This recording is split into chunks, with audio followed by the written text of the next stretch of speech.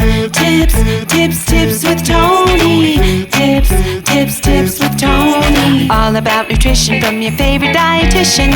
Everything you need to digest in your mind. Tips with Tony. Tips with Tony. Making you healthier one bite at a time. With Tony. Woo. Hello and welcome to the Tips with Tony podcast. I'm Tony Marinucci, your registered dietitian, helping you get healthy one bite at a time.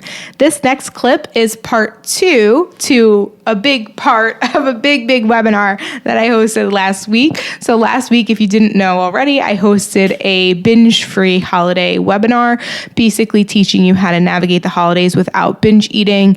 The entire first hour of the webinar was all about why we binge eat, what's the definition of binge eating, how is that different from emotional eating, overeating, and teaching different strategies to not do it, or when you do it, to not beat yourself up about it and learn how to kind of get back on track when it comes to, I don't like to use the word back on track, but it's not back on track and I'm getting back on track and changing my whole diet and nutrition around. It's getting back on track to taking care of myself and learning how to navigate different social situations and feel in charge of my food. So that is what I teach in the webinar in great length. It's a webinar. It's over an hour. If you haven't watched it yet, definitely send me an email, tipswithtony@gmail.com, so you can see the full thing. What I decided to do is kind of take pieces from that webinar to share here with you about how to navigate the holidays. So on Friday, I released part 1 about navigating the holiday season in total, because it's a pretty long season. It's usually a month or 2 long. And now this part is how to navigate the holidays on the days of celebrating and then the days like immediately after celebrating. So I think it's really, really helpful. I really think you're going to enjoy it. So I'm not going to take up any more of your time. Enjoy this next clip of how to navigate the holidays, part 2. So very often Thanksgiving and most holidays are the time where most people will skip their meals before to make room for food. I am not really one to support that. I think that if you're going to eat a larger meal, depending on how your family chooses to celebrate, but you still want to skip meals. So it would just maybe have smaller meals, but still eat something. So that way you're not like to the point where you could have the best plan in the world, but when that hunger kicks in, that hangriness, that's a real thing, by the way. It's not your body's way of fighting, like I need sugar. Then it's going to be really challenging for you to stick to stuff. Okay. I always say work out if you want to. A lot of people feel like they need to work out to make room for the food, but maybe you worked all week. Maybe this is the first day you could actually sleep in and you don't want to wake up and do your workout. That's okay. Only do it if you really want to, if it makes it feel good, if it'll help with your mental health, but don't do it because you feel like you need to and you want to make room for food. Okay. I believe in the plate method, but you don't have to use it all the time, particularly on a holiday. It does not apply unless you want it to. Let yourself have the foods that you like and choose your favorites. Don't just have something because it's there. Choose your favorites. If you want to have veggies that day, great. If you don't want to, that's fine. Let yourself enjoy the holiday for what it is. Really try to eliminate any kind of rules other than focusing how you want to feel. Stay hydrated, protect your energy. If you're choosing to drink alcohol, make sure you think about how much, because alcohol can, alter our state of mind. And then, like I said, you could have the best plan in the world, but it could go south that way. And then most importantly, stay present. Continue to check in. This is a practice I want you to practice every day, not just on holidays, all the time. Stay present. Check in with yourself. What is it that I'm responding to? Did somebody say something that's triggering me and now that's why I'm reaching for this other piece of pie? Or do I really want it because it tasted really good? Like, think about things like that. Stay focused, stay present. Okay? The days after, do not skip meals to make up for overeating. Just like do not work out to get rid of the food. Only do it if you want to. Please do not do anything feeling out of guilt, shame, or anxiety. Okay? This is where we start incorporating our staples again. We have leftovers, allow for the leftovers, but now maybe consider resuming that plate method, right? So it might be you love stuffing, right? So put that stuffing on that plate for the next day. But this time, maybe have it with like the white piece of the turkey meat and, a side salad or something like that, right?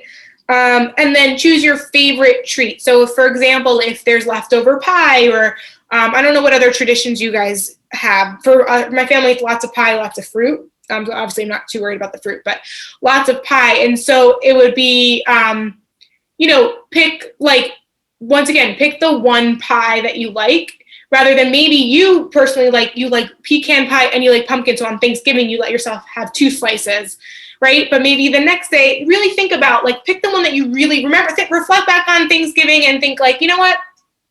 The pecan pie wasn't even that good. I'm going to have the pumpkin pie today.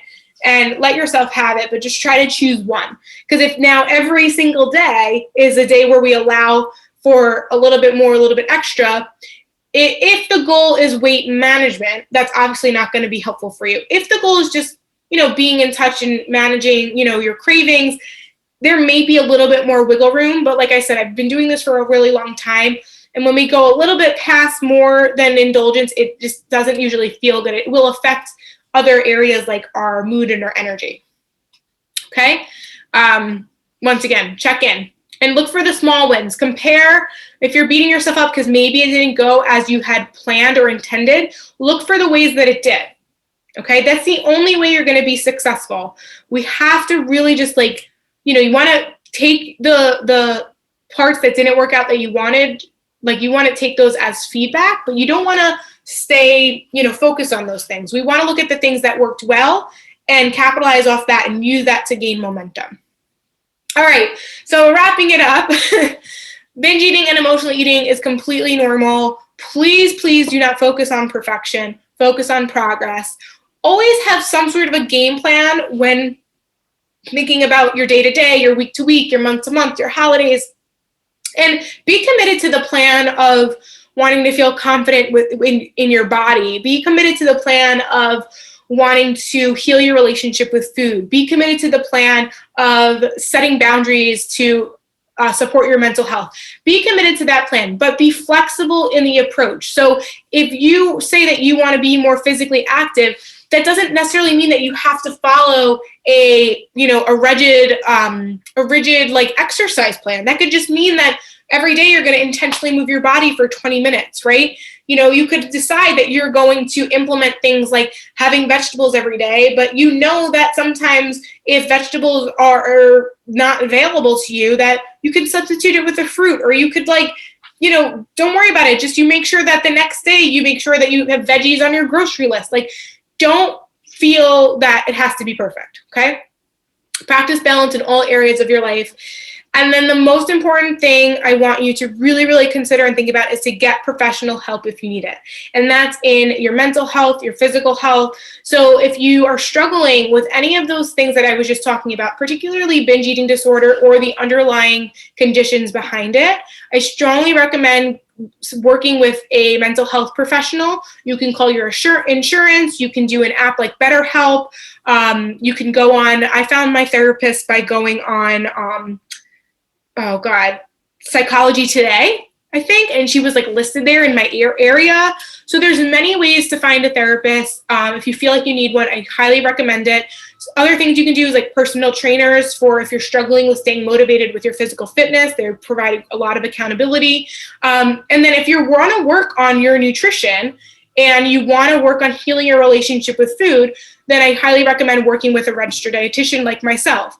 And obviously, I would love to work with anybody that's here on this webinar right now, because I know that you are invested. You've heard what I had to say. You're supporters of me in other ways, so I would love to work with you. But if you understand and you connect with what I'm saying, but you don't connect with me, there are plenty of other registered dietitians that I can connect you to. So when I tell you, if you're I'm ready to work with a registered dietitian, but I want it to be a male, maybe you want to work with a male. I have really good friends that I can put you in touch with, right? Or you're I want someone with a little bit of a different approach. Just let me know and I will put you in touch with them. I have a great network. All right. I hope that you feel ready for the holidays. You can enjoy them for what they are, which is a time to be grateful, be with your loved ones, grieve if you need to, just be present, do what you need to do for you. And I hope that because you do that, you realize that what you eat and how much you eat and when you eat, it really isn't that serious. I really would love for you to get to that place of food freedom where you recognize food is a place to be enjoyed. It's also fuel, and finding balance within your eating habits can truly, truly help you recognize that there's just so much more to life than food.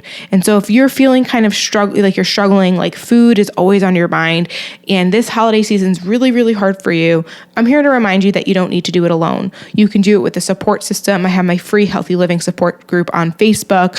I have the Healthy Livings Foundation's course on my website, and I do have a couple spots left to work with me one-on-one if you really want an intense, in-depth, individualized approach. All right. So that is it from me today. Thank you so much for listening. As always, I'm Toni Marinucci, your registered dietitian, helping you get healthy one bite at a time. Happy holidays.